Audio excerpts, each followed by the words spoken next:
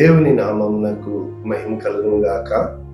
ప్రభునందు ప్రియులరా, మన ప్రభువు రక్షకుడునైన క్రీస్తు యేసు పరిశుద్ధ నామంలో మీ అందరికీ శుభములు. 11వ తేదీ అక్టోబర్ మాసము 2025వ సంవత్సరం. ఈరోజు దేవుడు నీకిస్తున్న గొప్ప అద్భుతమైన వాగ్దానం, మిమ్మును స్థిరపరిచి దుష్టత్వము నుండి కాపాడును. మిమ్మును స్థిరపరిచి దుష్టత్వము నుండి కాపాడును. తెస్సలోనికీయులకు రాసిన 2వ పత్రిక 3వ అధ్యాయం 3వ వచనం. పూర్తి వచనము ఈ విధంగా ఉంది: అయితే ప్రభువు నమ్మదగినవాడు, ఆయన మిమ్మును స్థిరపరిచి దుష్టత్వము నుండి కాపాడును. ఇక్కడ అయితే అని ఉంది. అంటే ఏం చెప్పడానికి ఇష్టపడుతున్నాడు పౌలు ఈ తెస్సలోనికీయులకు రాస్తూ? సహోదరులారా, మీలో జరుగుచున్న ప్రకారము ప్రభువు వాక్యము శీఘ్రముగా వ్యాపించి మహిమపరచబడు నిమిత్తం. అంటే దేవుని వాక్యం ఎప్పుడైతే సువార్త ప్రకటింపబడుతుందో మూర్ఖులైన దుష్ట మనుష్యుల చేతిలో నుండి తప్పింపబడు నిమిత్తము. కనుక ఎప్పుడైతే దుష్టులు, అంటే ఎవరు? మూర్ఖులు, ఎవరు? దేవుని ఎరుగని వారు, ఎవరు? క్రీస్తు యేసునందు విశ్వాసము ఉంచని వారు. చాలాసార్లు మనము ఈ లోకము చెప్పేది వింటూ ఉంటాం, దుష్టుల్ని శిక్షించాలి, శిష్టుల్ని రక్షించాలి. కరెక్టే. నేను చెప్తున్న వాక్యము, మీరు అనుదినము నేర్చుకుంటున్న వాక్యము దుష్టుడు లేకపోతే ఇష్టుడు అని ఏమీ ఉండదు. అంటే చెడ్డవాడు మంచివాడు ఏమీ ఉండదు. చాలాసార్లు మనము ఎలా పెడుతూ ఉంటాము ఇటువంటి వాక్యాలు అంటే, మనకిష్టమైన వారందరూ మంచోళ్ళు, మనకి కష్టమైన వాళ్ళందరూ చెడ్డోళ్ళు కాదు సుమా. చాలాసార్లు నీలో ఉన్న దుష్టత్వాన్ని జయించడమే సువార్త యొక్క విజయము. అంటే ఒక్క మాటలో చెప్పాలంటే సౌలు పౌలుగా మార్చబడ్డాడు. కనుక ఈ బైబిల్ అంతా చూసినప్పుడు, నేను ఇన్నిసార్లు చదివాను, అసలు చదవని వారు, ఇలాంటిది కాదు. ఏ రోజైనా నీవు మార్పు చెందిన జీవితం నీకుందా? నేను దేవుణ్ణి నమ్మాను అనడం కాదు, కానీ దేన్ని బట్టి నమ్మవు? ఇక్కడ మనకి చెప్పబడుతుంది, మూర్ఖులైన దుష్ట మనుష్యుల చేతిలో నుండి తప్పింపబడి నిమిత్తము. అంటే ఆరి చేతుల నుండి తప్పించబడాలి అంటే ప్రభువు నమ్మదగినవాడు. కనుక మొట్టమొదట నీవు నేను నమ్మదగిన వారము కాదు, కనుక నమ్మదగిన వారముగా ఉండుటకు మనం ప్రయత్నం చేయాలి. దేవుని వాక్యం చెప్తుంది, నమ్మకమైన వానికి మెండైన దీవెన. నమ్మకత్వం అంటే అర్థం ఏంటంటే ఫెయిత్ఫుల్నెస్ అని ఇంగ్లీష్లో అంటారు. అంటే ఒకసారి ఇంగ్లీష్ వెర్షన్ మనం చూసి వచ్చినప్పుడు, new international version 2 Thessalonians chapter 3 verse 3, but the lord is faithful. దేవుడు నమ్మదగిన వాడు, నమ్మకమైన వాడు. And he will strengthen you, protect you from the evil one. అంటే మనకి యేసుక్రీస్తు ప్రభుల వారు నేర్పించిన పరలోకపు ప్రార్థన మనకి తెలుసు. దుష్టుని నుండి తప్పించి శోధనలో పడుకున్నట్లు మమ్మల్ని రక్షించు. కనుక మనము అనుదినము కూడా చాలాసార్లు, నేను కూడా దేవుని చిత్తాన్ని తనేయడానికి కారణము, నేను మంచివాడిని కదా, ఎవరేం చేస్తారనుకునేవాడు. అలా ఏ రోజు మనం అనుకోకూడదు. దుష్టుడు చిన్న అగ్నిబాణమే, నువ్వు మంచిగానే ఉన్నావు కదా, నువ్వు ఎందుకు భయపడుతున్నావు? ఇది తప్పు. ఎందుకు అని అంటే, ప్రతి విషయంలో కూడా దేవా నువ్వు నన్ను తప్పించువా, దేవా నువ్వు నన్ను కాపాడవా, దేవా నీవు నన్ను రక్షించవా, దేవా నాకు సహాయము చేయవా అన్న మరుక్షణము ఆయన నీకు సహాయము చేసేవాడుగా ఉంటాడు. ఆయన నీకు తోడుగా ఉండేవాడుగా ఉంటాడు. Eliezer, Emmanuel. కనుక ఆయన సర్వశక్తిమంతుడు, ఎల్ షడాయ్. కారణము ఆయన నిన్ను చూస్తున్నవాడు, ఎల్రోయి. కారణము ఆయన నీకు శాంతిని ఇచ్చేవాడు, యెహోవా షమ్మా.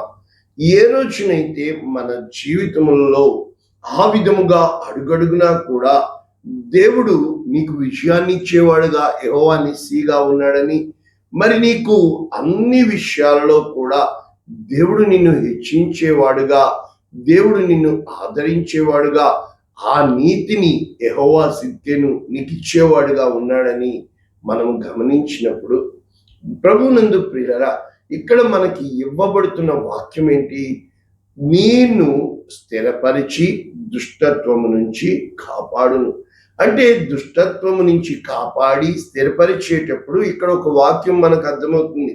పేతురు గారు రాస్తున్నారు, మొదటి పత్రిక 5వ అధ్యాయం 4వ వచనం, ప్రధాన కాపరి ప్రత్యక్షమైనప్పుడు మీరు వాడబారని మహిమ కిరీటం పొందుతారు.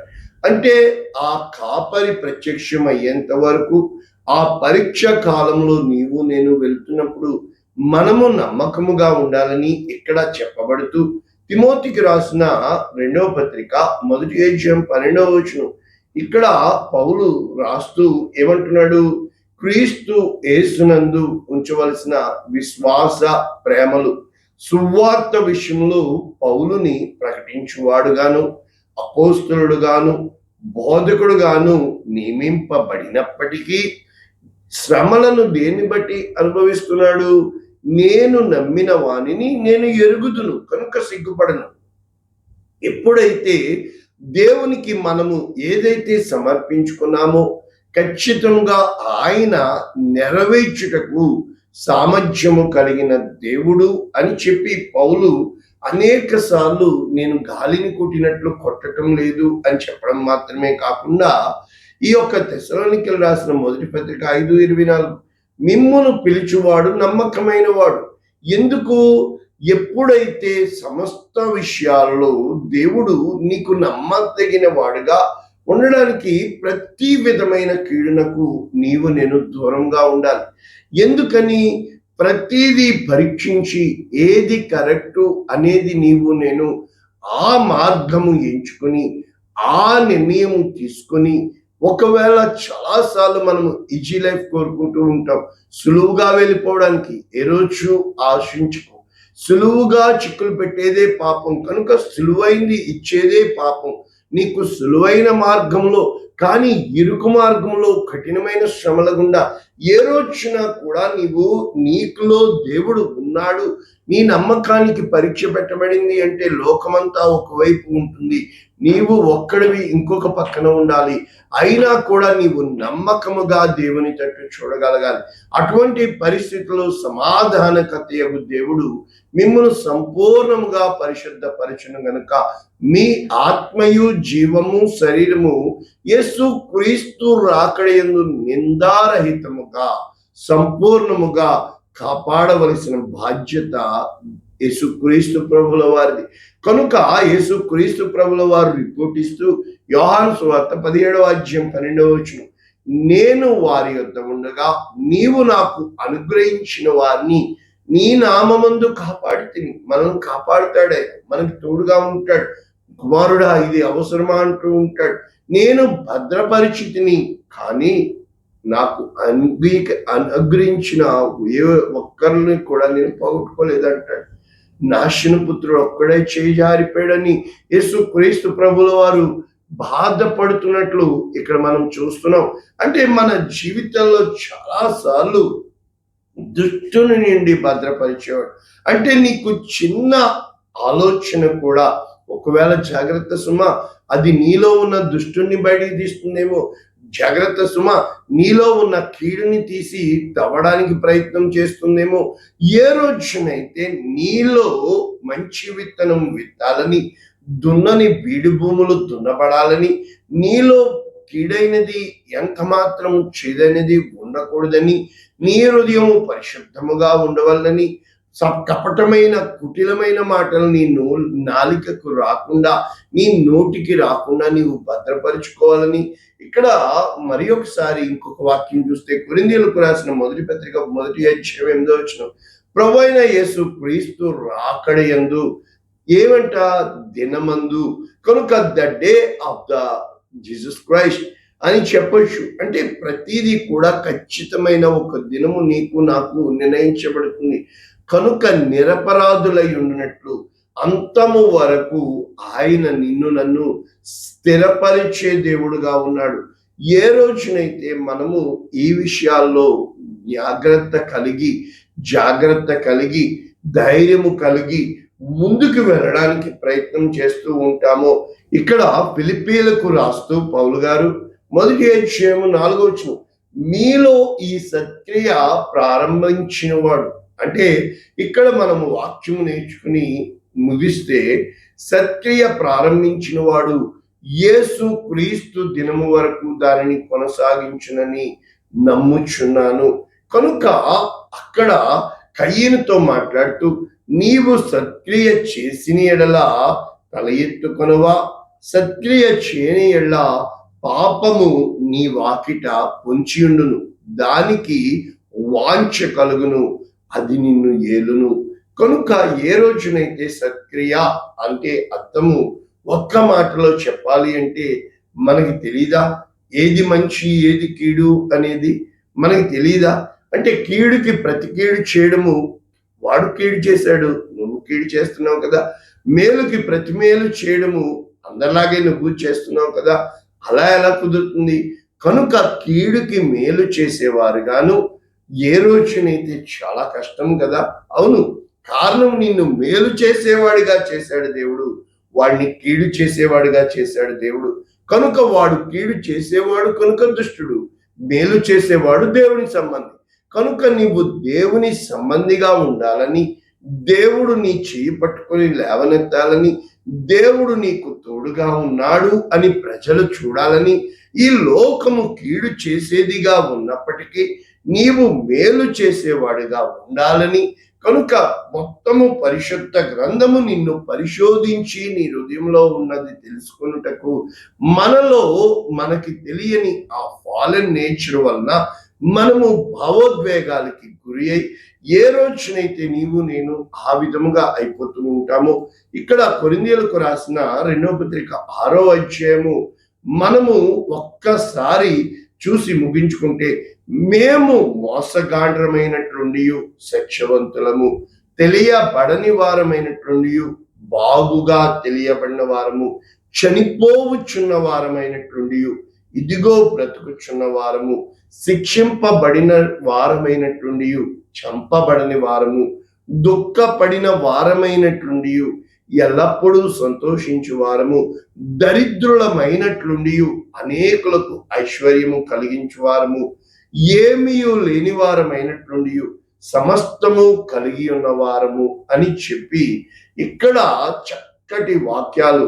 నీ హృదయము విశాలపరచబడాలి, నీ హృదయము ఎన్నడూ కూడా సంకుచితం కాకూడదు.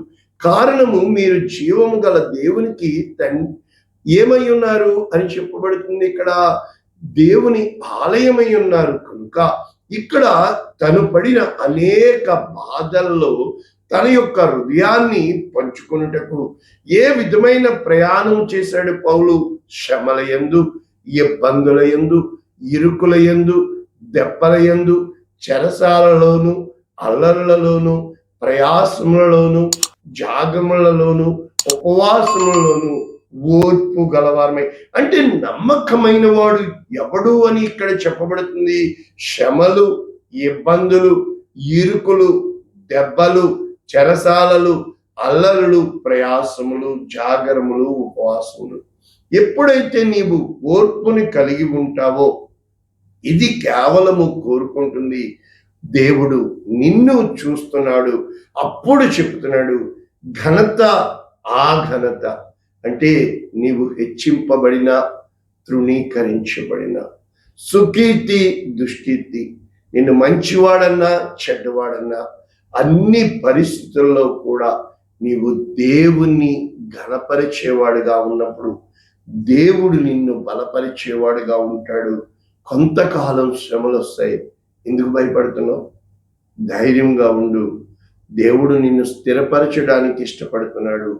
ఓర్పు కలిగి ఉండు, సహనము కలిగి ఉండు. మనము సహించిన ఆయనతో కూడా ఏలువారమై ఉన్నాం. కనుక సహనము లేకనే ఈ లోకము ఆ యొక్క ఆగ్రహాన్ని కొమ్మరిస్తూ ఉన్నారు. ఎప్పుడైతే దేవుడు నీకు తోడుగా ఉన్నాడని, ఆయన నీలో ఉన్న దుష్టత్వం నుంచి నిన్ను పరిశుద్ధపరచుటకు ఇష్టపడుతున్నాడని ప్రార్థన చేసుకుందామా? పరిశుద్ధుడా, ప్రేమ కలిగిన తండ్రి, ఇతబడిన వాక్యము అనేక మందికి ఆశీర్వాదంగా, అనేక మందికి దీవెనకరంగా ఈ రోజు నుంచి మాలో ఏదైనా ఒక చేదైన వేరు మొలుస్తుందేమో మేము జాగ్రత్తగా చూసుకుంటూ, పులిసిన పిండి కొంచెమైనను మొత్తము పిండిని పాడు చేయను కనుక నీ వైపు మేము మా గురి ఉంచుటకు, నీ రక్షణ మేము ఎదురు చూచుటకు సహాయము చేస్తావని, కనికరము చూపించి, కృప చూపించి మేలు చేస్తావని యేసునామమున దీవిస్తున్నాము తండ్రి. ఆమేన్. God bless you all. దేవుడు మిమ్మల్ని దీవించుగాక.